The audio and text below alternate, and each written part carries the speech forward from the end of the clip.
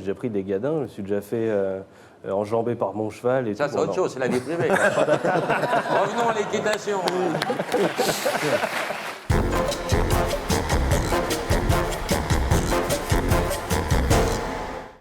Et notre terrien du samedi soir, Salim Ejnaini, cavalier de saut d'obstacle devenu aveugle. Il n'a jamais renoncé à sa passion de l'équitation. Guillaume, vous le connaissez bien. Bah oui, je suis très agréablement surpris. Je ne savais pas qu'il était là. Eh ben Je suis voilà. ravi. C'est belle une surprise qu'on vous fait, Guillaume. Ouais, Voilà. oui, je le soutiens beaucoup. Bah ouais, vous avez raison, il est assez incroyable.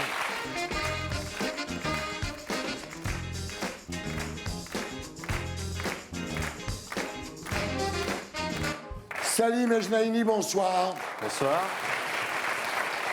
Totalement aveugle depuis l'âge de 16 ans, vous n'avez jamais abandonné votre passion pour le cheval. Aujourd'hui, vous êtes l'un des meilleurs cavaliers de votre génération. Et dans cette aventure, il y a quelqu'un qui a beaucoup compté, un ami, un parrain, Guillaume Canet. Alors Salim, vous êtes né le 1er janvier 1992 à Bordeaux. Père banquier, mère travaille chez Disney, tous les deux marocains. Tout à fait. Très vite, le pédiatre découvre dans vos yeux un léger voile blanc et vous n'avez pas encore 6 mois quand le diagnostic tombe, cancer de la rétine. C'est une maladie rare qui touche un enfant sur 15 000 en France. Pour être plus près des médecins, vos parents décident de s'installer à Paris. Et là, avec une tumeur à chaque œil, vous allez subir de nombreuses opérations et de la radiothérapie. Parfois, il fallait 4 infirmiers pour vous tenir. Et puis, le 23 mars 1994, les médecins annoncent à votre mère que vous êtes en rémission. Vous avez 2 ans. Malheureusement, le traitement a laissé de grosses séquelles. On a dû vous retirer l'œil gauche et à droite, il ne vous reste que 1/10. Le problème, c'est que l'énucléation de l'œil gauche a été mal gérée et pendant 15 ans, vous allez subir des opérations. Vous mettrez très longtemps pour avoir votre œil de verre à gauche. J'étais un peu la coqueluche à une époque des services de chirurgie plastique réparatrice, etc. Parce que les suites en fait, de l'énucléation ont été un peu compliquées. Le problème, c'est que la plupart du temps, vous avez un pansement, vous n'avez plus de paupières à gauche, et donc un look étrange, en fait. Bah, j'avais alors, pour vous imaginer, un petit visage un peu rond, une paire de lunettes qui n'est pas symétrique parce que côté œil qui voit pas, forcément, il n'y a pas besoin de verre correcteur. Et puis côté œil qui voit un peu, pour avoir 1/10, il me fallait une grosse correction, donc un gros verre. Un verre très épais. Et on me demandait s'il était par balle. Je me demandais si je pouvais renvoyer les balles avec ce truc-là. À gauche, un œil caché par un pansement, puis en dessous un sourire, parce que moi je m'en foutais, j'étais... Alors en CP, en CE1, vous apprenez le braille, et puis vous rentrez dans l'enseignement classique. Alors votre chance, effectivement, c'est à l'époque, vous avez 1/10, vous n'êtes pas totalement aveugle, et vous pouvez vous représenter un petit peu le monde dans lequel vous vivez. Tout à fait. À 5 ans, on vous offre une console Nintendo 64.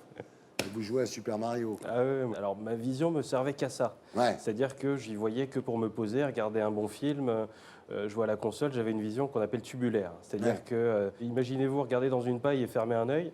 Ouais. Voilà, je voyais vraiment le centre. C'est comme si vous marchiez en regardant dans une longue vue. Alors en grandissant, malgré le soin que vous apportent vos parents et l'équipe médicale, vous vous repliez sur vous-même, vous dites « J'étais un petit gros, pas très bien dans sa peau, déchiffrer le monde avec mon œil, me demandait tellement d'efforts que je passais des journées entières les yeux fermés. » Ça m'arrivait, ouais. Et un jour, vous avez 8 ans, vous participez à une séance d'initiation au poney, et là, J'étais comme un dingue. le miracle, le coup de foudre est immédiat. Vous adorez tout de suite. Hein. J'adore ça, ouais. J'ai évidemment la petite trouille au début. On a tous ce réflexe-là, Guillaume. Tu ne me contrediras pas, mais Même avec des yeux. Alors, vous avez 10 ans quand vous montez non plus un poney, mais un cheval. Un magnifique cheval blanc, et vous dites Enfin, on lui a dit qu'il était blanc, mais on l'a niqué. Être assis, Non, j'y voyais encore. T'écoutes rien, toi. Hein. être assis sur une bête de plus de 700 kilos est une sensation que je n'oublierai jamais, en fait. Ah bah non, c'est formidable. Ouais. C'est fabuleux de tisser une relation comme ça Bien sûr. avec l'animal. Alors là, vous allez mettre 1 an à trouver un club qui puisse vous accueillir. Ils ont eu peur tous. Ouais, ils avaient tous peur. 6 mois de cours particuliers. Et ensuite, le cours collectif. Ouais. Vous dites au début, j'avais la trouille, mais le cheval a tout débloqué en moi. Complètement. J'ai appris que j'étais capable de faire certaines choses dont je soupçonnais pas. Je me soupçonnais Ouais. absolument pas les capacités. Voilà, et C'est là, exceptionnel. le petit gros mal dans sa peau devient un beau jeune homme. Et en 2008, vous participez à l'épreuve handisport du jumping de Bordeaux. Tout à fait. Je me suis retrouvé à me demander ce que je foutais là, sur un magnifique terrain, Ouais. avec plein de gens autour qui m'applaudissent. Alors, j'ai envie de leur dire, attendez, je vais voir ce que ça va donner avant d'applaudir, parce que j'étais pas tout à fait sûr de, sûr de moi. La question qui se pose, c'est comment on fait. En fait, devant vous, à 3 mètres, il y a un cavalier voyant qui vous guide, en fait. C'est ça. Alors, à l'été 2008, vous perdez totalement la vue. C'est-à-dire, on vous avait averti, on vous avait dit, fais gaffe, t'as un dixième. Si tu fais le con, tu vas perdre le dixième qui te reste. Les médecins m'avaient dit, bah, attention, fais gaffe, soit tu te tiens tranquille et tu verras peut-être encore un peu plus longtemps, Ouais. soit tu continues tes conneries et tu risques de perdre la vue. Je leur ai dit d'aller se faire voir gentiment et Ouais. j'ai fait mon choix parce que bah, finalement, je savais que c'est pas ça qui me manquerait le plus. Vous décidez à ce moment-là de le dire à personne, comme dirait notre ami Guillaume Canet, jusqu'au jour où un matin, vous partez au lycée avec des lunettes de soleil. Alors, votre mère vous demande pourquoi. Ben, vous lui dites, tu sais bien, maman, que la lumière du jour me fait mal aux yeux. Elle vous dit, oui, Salim, mais il fait encore Il nuit. fait nuit. C'est là qu'on en a parlé aux médecins. Alors là, c'était drôle parce que c'était à moi de les réconforter. C'est-à-dire que dans leur petit magnéto, ils disaient tous échec thérapeutique, échec thérapeutique. Oh, ça m'a saoulé. J'ai dit, mais tu me vois il est où ton échec thérapeutique je fais du cheval, je suis bien dans ma vie, je me mets à faire d'autres choses. Et c'est vrai Ouais. que paradoxalement, votre perte totale de vue vous libère. Vous faites de l'acrobranche, vous faites du paintball, vous faites du skate. Tire à l'arc. Je sais pas, mais Tu veux te mettre en face il prend des cours de pilotage d'avion avec les mirovolants aussi. Très Donc belle ça vous a fait association. beaucoup de bien de perdre la vue finalement. Ah oui, bah, beaucoup Ça de t'a bien, ouvert j'ai- les yeux. J'applaudis, franchement. De là à me dire que ça m'a fait beaucoup de bien, profitez-en, c'est bien pratique de pouvoir regarder Thierry Ouais. Ardisson à la télé quand même. Merci. Par contre, c'est pas le début de la fin, loin de là. Ah Voilà, ben loin de c'est- là, dans c'est là quelques que- années, vous atteignez un excellent niveau. Vous participez aux concours les plus prestigieux, Salim. Et là, en 2012, à La Baule, remiracle. Deuxième miracle. Vous rencontrez Guillaume Canet. Guillaume, vous vous souvenez du premier jour où vous l'avez vu? Ah, je me rappelle très très bien. J'étais arrivé un peu en avance et je savais pas qu'il y avait cette épreuve. Et j'étais en bord de piste. Et là, j'étais très ému. Et j'étais vraiment submergé d'émotions parce que j'ai vu un truc que j'avais jamais vu de ma vie. Parce que quand on est cavalier, quand on sait ce que ça demande, Ouais. déjà de monter à cheval, de tenir à cheval, ensuite de faire un parcours et de rester sur le cheval à chaque saut et d'enchaîner tout ça, c'est très physique. Et on se projette forcément dans le truc et on se dit mais comment je pourrais réussir à faire un parcours les yeux fermés, quoi. Ce jour-là, Salim, donc vous faites un sans faute. Et quelques jours plus tard, vous lisez une interview, Guillaume Canet parle de vous, et vous dites, là, j'ai chialé comme une madeleine. Ah bah, complètement, un truc qui n'avait mais rien à voir. Je lis à la fin de l'article, je vois mon nom, je dis non mais qu'est-ce qu'il a fait? Pourquoi il parle de moi? Et j'étais j'étais super ému moi aussi. Bah, c'est Je dis, normal. quelle meilleure reconnaissance finalement que d'être cité Par un grand cavalier. par un grand cavalier. En 2015, toujours à la Baule, vous remportez votre premier concours. Et à la fin, vous demandez, Guillaume, à Salim s'il pourrait monter sans guide.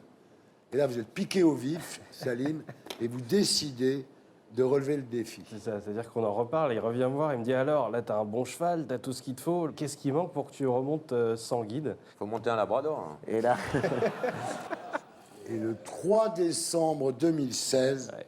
vous êtes Salim, le premier cavalier aveugle à enchaîner un parcours sans être guidé par un autre cheval devant lui. Et là, moi, j'ai chialé, là. Ouais. Par contre, aussi. Là, C'est toi à qui as mon tour. chialé, là.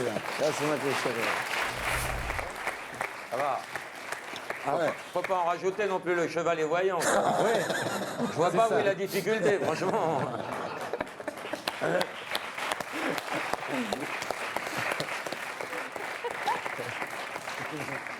C'est vrai que ça remet à un niveau quand même. Ah ouais. C'est-à-dire que quand on parle justement des acteurs, de la notoriété, Ouais. de la célébrité, de comment. Il y a quand même des vrais héros dans la vie et d'une volonté de T'as raison. dingue. Mais Salim, Et ce qu'il a fait. quand tu tombes, comme tu vois pas, tu peux pas anticiper la chute, donc tu dois te faire souvent très mal, non? Écoute, figure-toi que je me suis jamais rien cassé de ma vie. Qu'on m'apporte du bois, que je touche le bois. Ton dossier, là. Je m'attends. Alors, je me suis jamais vraiment fait mal. Cool. Jusque-là, après on fait pas n'importe Mais quoi. t'as pris des grosses gamelles quand même? J'ai déjà pris des gadins. Je me suis déjà fait enjamber par mon cheval et Ça, tout. c'est Bon, autre non. chose, c'est la vie privée. Revenons à l'équitation. Là, en fait, dans ce cas-là, vous avez donc des crieurs, C'est ça. des gens. Et Guillaume, tu as fait crieur ce Ouais. jour-là. Moi, j'étais sur. Il m'avait mis en plus la pression parce que j'étais sur un demi-tour. Ouais. Et donc, il arrivait comme ça par la droite. Il devait faire demi-tour. Et on est sur la droite de l'obstacle. Enfin, la droite pour lui. Et une fois qu'il a sauté l'obstacle précédent, on doit se mettre à crier là, là, là, Là. là. Il y a sa coach qui lui dit droite, gauche. Et dans les dernières foulées, en fait, quand il arrive face, on lui dit axe, quand il est vraiment Ouais. axé. Et ça met une pression de dingue, quoi. Il y a une question qui se pose, Salim. Est-ce que le cheval sait que vous êtes aveugle? S'il le sait, il me l'a Quand jamais il dit. lui donne du poing par le Il cul, m'a il s'en rend jamais compte. dit ça. Il vous l'a jamais dit. Magnifique. Il est pas con. Hein. C'est pour ça que je trouvais qu'il avait une mauvaise haleine. Et pour être sûr de ne rien rater de Inarditube, abonnez-vous et mettez un pouce bleu.